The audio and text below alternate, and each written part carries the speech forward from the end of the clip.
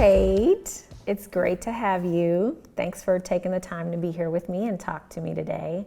So tell me about yourself. Thanks for having me, Autumn. I'm excited to talk about all things psychedelic. I'm a therapist in Tucson, Arizona, and I specialize in psychedelic integration and psychedelic assisted therapy. We're working with ketamine right now. And then one of the reasons we got connected was because of my interest in microdosing and motherhood. And so I'm also really interested in microdosing for PMS and PMDD. So that's another thing that I'm interested in clinically and personally too. That's so exciting, just from the perspective of a wife and a mom and a mother. For me, I'm so interested in what you have to say. And I read your piece about the psychedelic journey and experience being similar to birth, labor, delivery.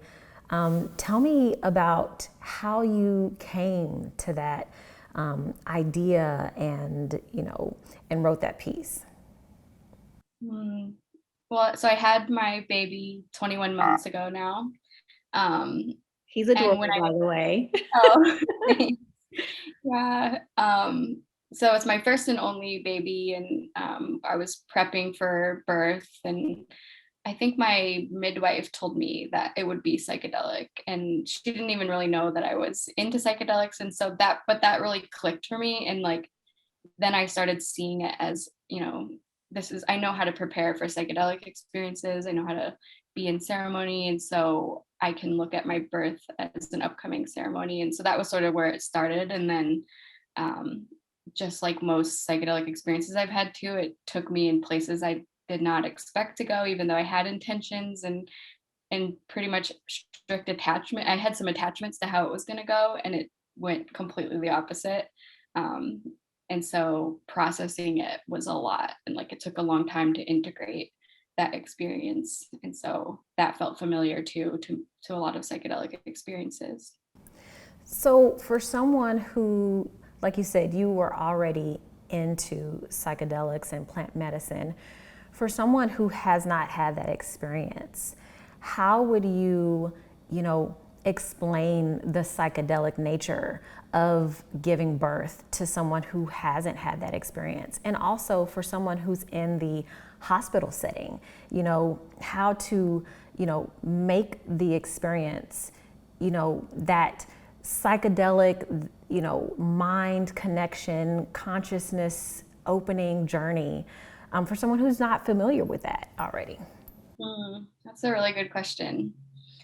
Um, and I find myself doing a little bit of that now. So now in my practice, I kind of focus on working with people that are pregnant and then people that are processing birth stories, and in whether they're interested in psychedelics or not, I kind of bring a psychedelic worldview to those experiences. But I would just say like just kind of the hallmarks of psychedelic experiences are just like this oneness, like time is altered. So like that's a common experience in birth. Like you have no idea how long you've been laboring or when the baby's coming, and so kind of just like releasing attachment to like being on a timetable, or like you're just on your own body's timetable. Well, you talked about the stages, in the article, and I think that was really, for me, really helpful to sort of like guide through. Again, I matched it up to my own birthing experience, and I was like, oh my gosh, that's right. There's these stages, in preparation, and then afterwards having the integration. I think that was really, really amazing, and I feel like, this language is really important to introduce to mothers who maybe haven't had a psychedelic experience, because I think even if you haven't had the experience with plant medicine, you can understand the language that goes along with the psychedelic journey. Yeah. Yeah, and I think like those stages were so helpful for me. I read there's an article that I linked in that article that by a midwife who's attended many births, and she kind of broke down these stages, and it was so helpful to have a guide. So even though you're going to be on a different journey, you're going to be on different timetables, like there are some predictable markers or guides that you can check in with a guide, like a midwife or whoever's attending the birth can kind of help keep the time and let you know, like, oh, this is what's next, or here, you're done with this part, or just like people feel lost. And so it's helpful to know that many people have journeyed this before, and there are some predictable phases, like preparation and nesting. So it's like baby's coming, and it's common for people to kind of go frantically, like cleaning or just prepping the space. I was planning to have a home birth, and so I was like, I had this checklist of like all the medical supplies I needed. Was the bath cleaned out? Was like all these things, and I was just kind of frantically doing it. It's part of the process to like feel prepared, even though like you kind of know like you can't really prepare in many ways, but like these are the ways you can prepare. And so that's a big stage that I remember well. And then when you go, I mean, everyone's different. Some people labor for days. Mine was really fast. I had like 12 hours of like low grade contractions, and then about 2 hours of like contractions on top of one another. And so that was like the active labor stage, where it was just like my friends that were there called it like a wild acid trip. Like we just were like I was just like flopping around, and they were like holding me up, and I could see, I actually ended up being in the hospital. So I planned a home birth, but I was in the hospital because my blood pressure went up pretty high. And so I could see my contractions on the screen, and instead of it being like these slow curves that I like practiced for, I practiced like how I was going to breathe and wait and rest for a minute in between. Mine were not, I had no rest in between. So it was just like one on top of another. So that's the active stage. And then I think I talk about quietude, which is what this midwife calls. And it's like this moment right before you start pushing that a lot of people kind of miss. It's like goes straight from like active contractions to just pushing as soon as like you kind of feel the urge to push. But Especially in a hospital setting, they push you straight through there. Yeah, they're like, it's time. Like somebody decides it's time to push, and they tell you to just start pushing. And I mean, people have a lot of consequences of that. Like that's hard on the birther. So I feel appreciative. Like I knew when the quietude came, like the whole room just like got quiet literally, and I was just like, because I was screaming before that, like just like, and I'm not very vocal, and I don't know if I've ever screamed that loud, and so I think that was really healing for me to just be like screaming at the top of my lungs for 2 hours. But then when the quietude came, I was very quiet, and I was like, okay, I know it's about to be time to push, and like not even push. I had practiced like relaxing and letting like the uterus expel the baby, like so that I was not trying to use other muscles. I was trying to like let my like reflex muscles push the baby out. Your body so that knows was actually what it's doing. Yeah, I know. I read something, maybe it was a hypnobirthing book, that like even if you're in a coma, you can give birth. Like your body will do it. You don't have to, like your mind doesn't have to tell you to do anything. And so I just kept telling myself that like all I have to do is relax right now and let my body get my baby out. And so that was actually probably the most enjoyable part of the whole birthing experience for me. And then there's all these stages after, like the golden hour, and yeah. So let's take that to the clinic, right? So when you are guiding someone or preparing someone, and also, integration after, talk to me about how, you take that experience and that connection and, help someone with their psychotherapy in the clinic. I think about, like I specialize in EMDR, which is a trauma treatment. And so it's the same thing. It's a lot of preparation and like resource building before you even dig into trauma and start reprocessing trauma. So same thing with like a psychedelic experience. Like there's some prep, there's some like setting intentions, knowing what resources you're bringing into the experience. Like, can you surrender? Can you accept? Can you roll with things that are unexpected?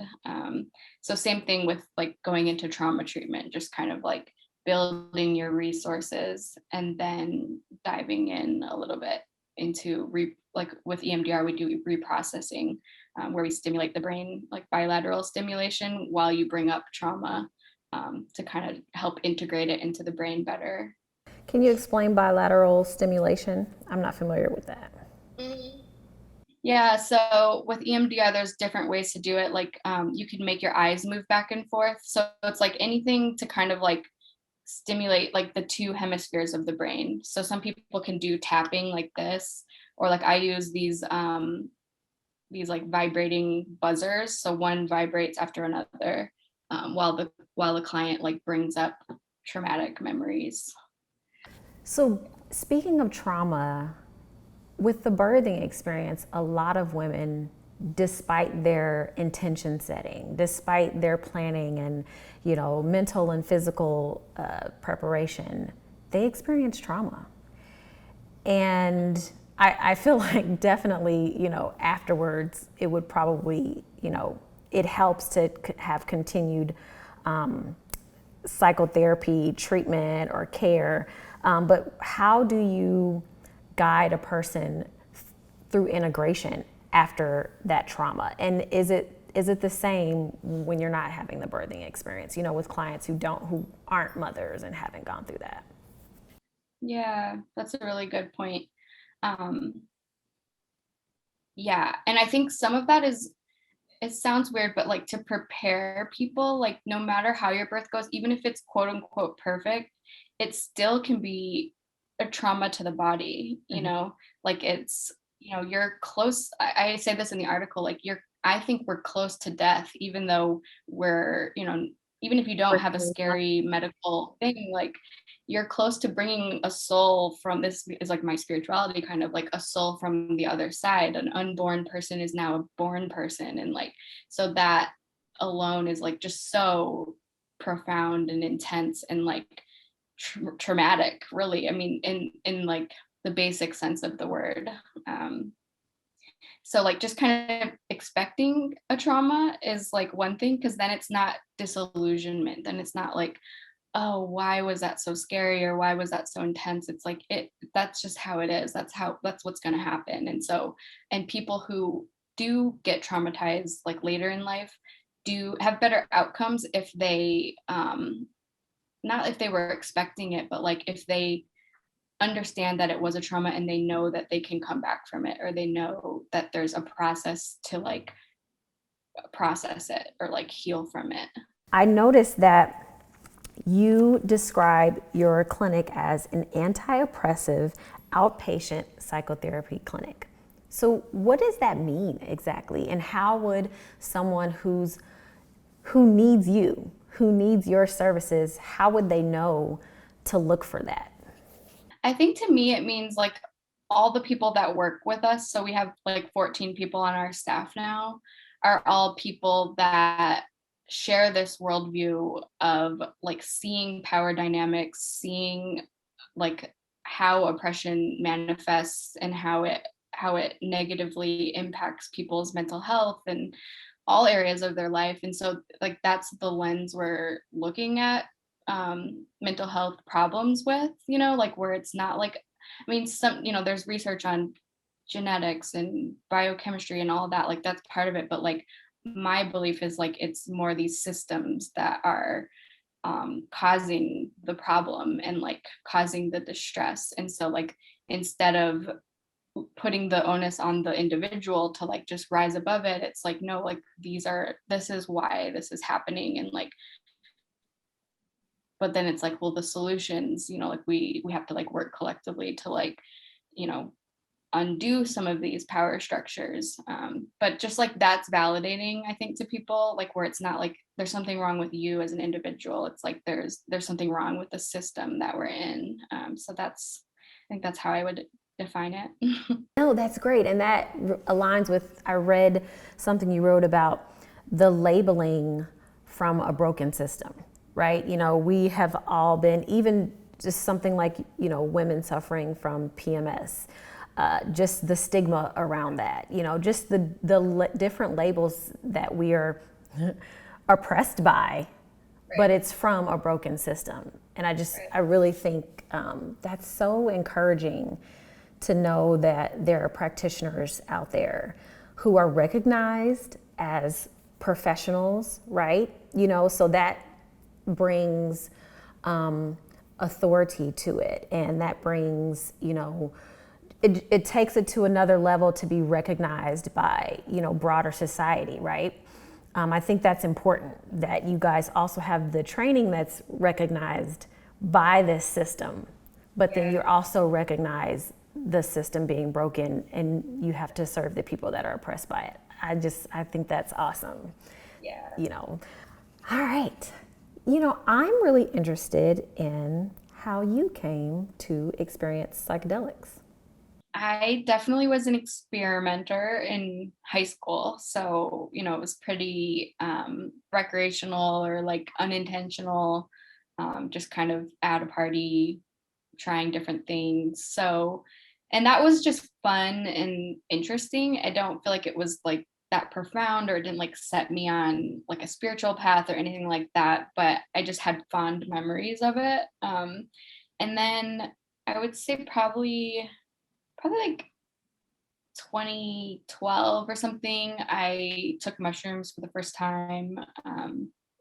And that's when I feel like I just connected more with nature and like my body and cycles. And so I feel like, and that was a little bit unintentional too, but I was like, whoa, these are really powerful, and there's a lot of potential for like exploration here.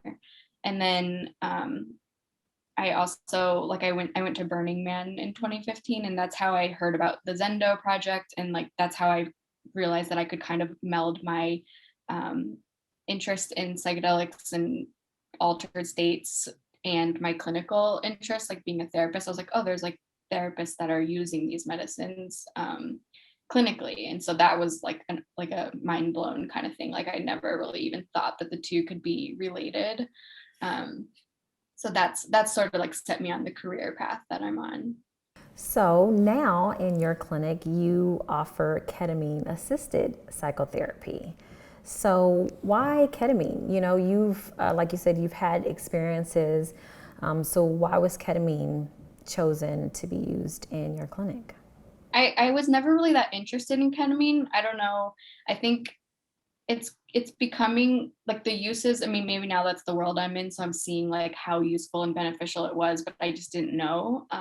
But I was like, well, this is legal, and this is like a way to start practicing this now above ground. And so that's why I first went and did a training. But then when in the training, it was experiential. So we received ketamine ourselves.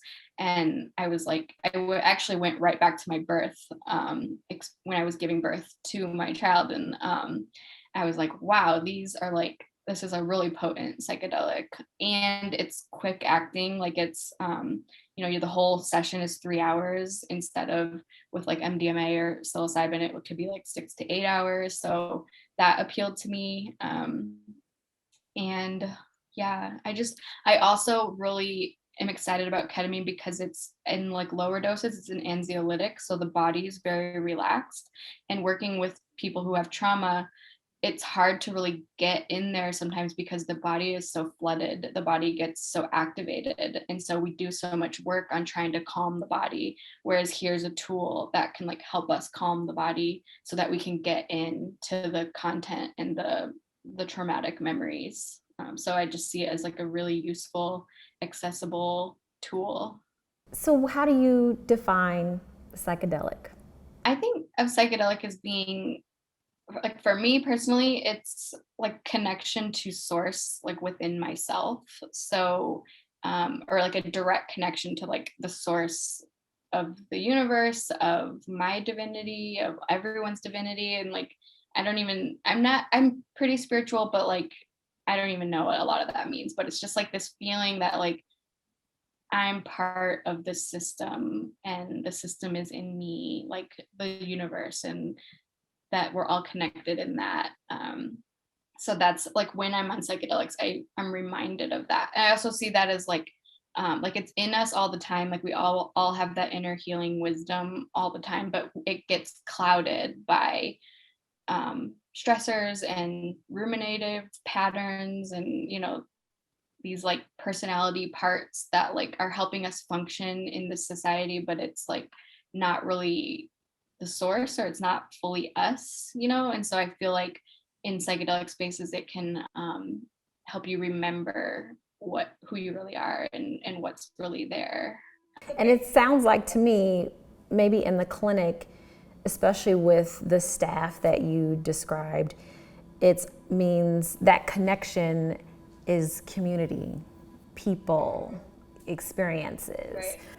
Thanks so much for meeting with me today. It's been a pleasure to meet you, and I'm so excited about the work you're doing, and I look forward to hearing about you and your clinic and the future growth.